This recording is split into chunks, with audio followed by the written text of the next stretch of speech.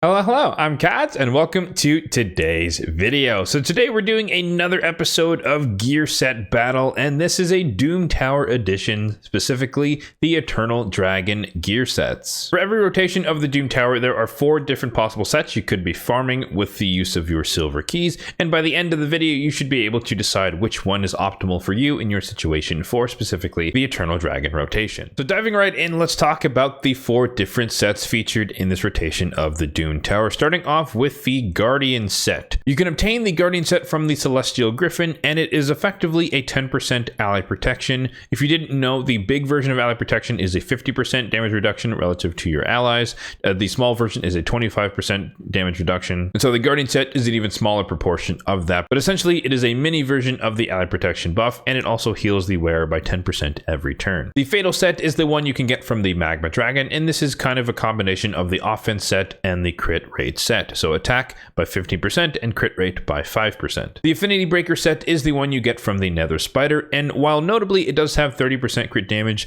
the more important part that most people pay attention to is that it has a 50% chance to change a weak hit into a critical hit. And then lastly, we have the Bloodthirst set, which you of course get from the Eternal Dragon herself, and it is a mix of the Lifesteal set and the crit rate set. So crit rate of 12% and the heal of 30% like the Lifesteal set. So in order to help you decide which set is best for you to farm, let's dive into the pros and cons of each of these sets, starting once again with the Guardian set. The pros for the Guardian set are basically expounding on what we already described as far as what the set does. You get the mini ally protection, which makes it a great set for high defense and or high HP tanks. Plus, despite being a 4-piece set, it is stronger than 4 pieces of Immortal, which would only heal you by 6% at the start of your turn. In this case, you're healing by 10%, so it is stronger than Immortal. But on the flip side, the cons are fairly obvious because it does provide the effective ally protection. The wearer is a lot more likely to die because they're going to be taking a lot of extra damage. Granted, it is filtered through their defense, so overall less damage is taken, but obviously that extra damage has to go somewhere, so the tank is going to be taking it on, which again makes them more likely to die in whatever encounter you use them in.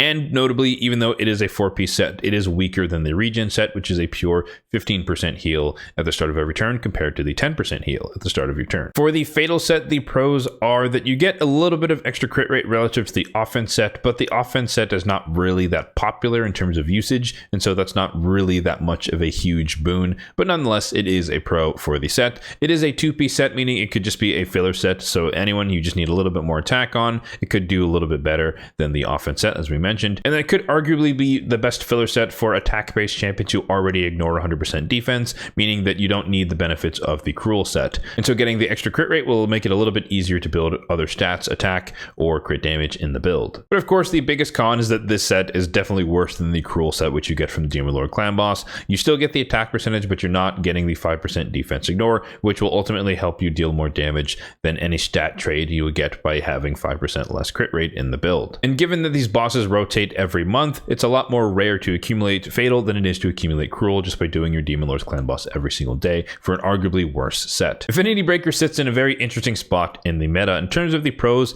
it can help you mitigate negative affinity matchups. This is more common in PvE encounters, and so if you're running a negative affinity matchup, a Newt against a magic affinity boss, or a ninja against a force affinity sand devil, then you can get away with running the Affinity Breaker set to try and turn some of the weak hits into critical hits and maintain your damage output. On top of that, the set effect of Affinity Breaker can also pierce through Poison Cloud, allowing you to place your debuff despite weak hitting. And when it comes to Hydra Clan Boss, there are some pretty cool pairings of 4-piece Merciless with 4 pieces of Affinity Breaker to allow you to reduce the cooldown, so you get a little bit of the reflex set effect from the Merciless, and you still get the chance to preserve your debuffs and or damage by turning your weak hits into crit hits. However, on the flip side, the biggest con for the Affinity Breaker set is that the set is extremely niche, because you really only need it in instances where you know you're going up against negative affinity matchups on a regular basis, and it's not something that you're going to see in the arena because of course Savage and Lethal are going to be better, Merciless is going to be better, and in terms of a 4-piece set, all you're getting in terms of stats is just the crit damage compared to some other 4-piece set that might have greater utility. And lastly, we have the Bloodthirst set, and the only pro is that it is slightly better than the Lifesteal set because it's better for like a damage dealing Lifesteal set where you just have an inbuilt crit rate, so you have to worry a little bit less about getting to 100% crit rate.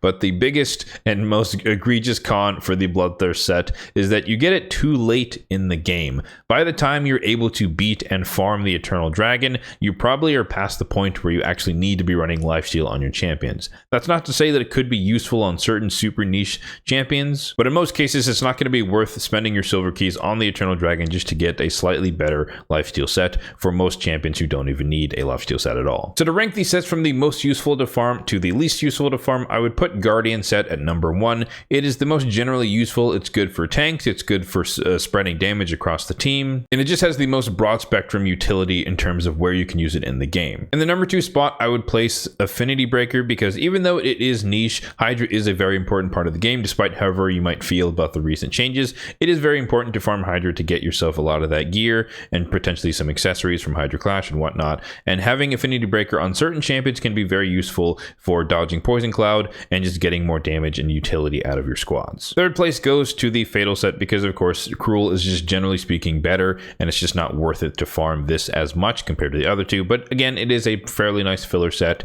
especially on champions who happen to already ignore defense on most of their abilities and they are attack based. Which leaves Bloodthirst in position 4, which of course we already spoke about. It's an upgrade to lifesteal, but by the time you can farm it, you don't really need to be running, or you shouldn't be running lifesteal as much on your champions, and so it just doesn't really come into play at any point in the game. And the last thing I wanted to show you guys was how I've used these gear sets, if at all, just so you have an example of the types of champions or the situations in which these sets can be useful. So starting off with the Guardian set, the most notable example on my account is Kyoku, who I use in the arena as kind of a go second enabling champion. That is because of course she has this passive here that's kind of like Seeker, where she will heal everyone as well as spread increased defense across everyone. But on top of that, she has this ability to place block damage on herself whilst also placing ally protection. So despite being in the Guardian set, when she's under block damage, she's taking literally 0 damage whatsoever. And so adding an extra 10% on top of the base 25% of ally protection, or 50%, excuse me, of the ally protection buff, just means that she's just taking more damage on behalf of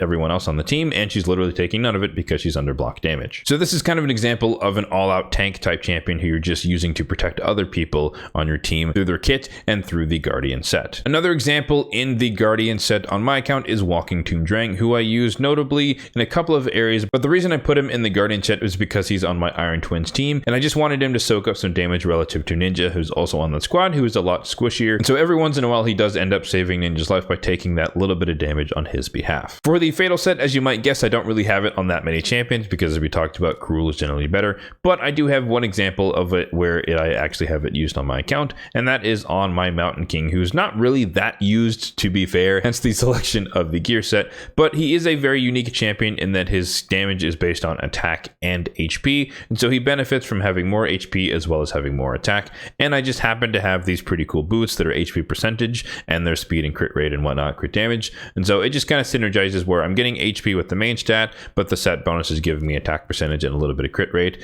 and I just paired it with another piece that has some speed, crit rates, and resistance. And so I'm just taking advantage of the fact that it's primarily an HP boosting pieces, but it just happens to also give me attack, which just boosts his damage. For the Affinity Breaker set, I do currently only have it equipped on one champion at the moment, and that is my Archbishop Printhroy, who is in the combination set that I mentioned earlier of the 4-piece Merciless as well as the Affinity Breaker set. This is a Hydra specific build, so we're getting the reflex-esque effect on top of being able to place his abilities more reliably against magic affinity heads. In terms of what I'm focusing for the rotation of the Eternal Dragon, it is currently on Affinity Breaker. I have farmed Guardian gear for the longest time, and you can kind of tell which of the gear sets I farm based on the amount of gear that I have left over, but Guardian set was my default for the longest time because, again, I just found it to be the most universally useful. But in more recent days, I've been trying to work on champions, getting them into the 4-piece Merciless and the 4 pieces of Affinity Breaker. So I did pull it off on Archbishop Printhroy, and now I'm currently working towards a set on my Ugo as well as on one of my Mishinakis. So whilst I work on building out those sets for those 2 other champions who don't yet have it, my priority is going to be farming the Nether Spider as much as possible. But once I have achieved those sets and I don't really have any more champions that need to be built in Affinity Breaker,